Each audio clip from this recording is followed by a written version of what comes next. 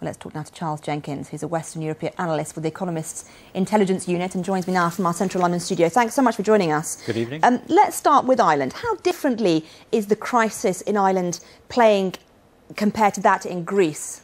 Well, Ireland is very different from Greece in that the real crisis has been one of the Irish banks.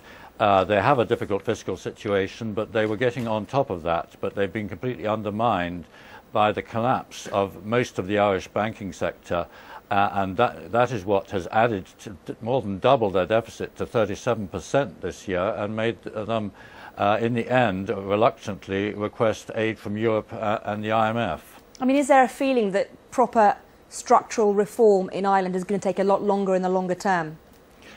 Well, it doesn't need quite the same kind of structural reform as Greece, because it had been a well-functioning economy. It had been doing remarkably well. I mean, it's the Celtic tiger, and it had been performing incredibly well until 3 years ago. And there's some pretty good features of the economy still there. But it did start living beyond its means, and it did make serious mistakes in terms of both government finance and banking expansion. And there is now a need for a period of severe contraction. I mean, we've been told today that Greece looks like it's making progress. Is there evidence, do you think, that what has happened to get it out of trouble, that plan is working and that the gamble has paid off?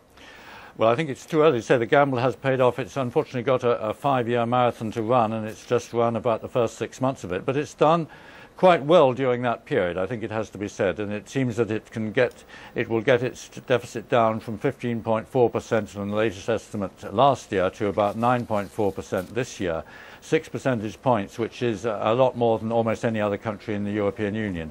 So it certainly made a good start, but it's only the beginning. OK, Charles Jenkins, good to talk to you. Thank you very much Thank you indeed. very much.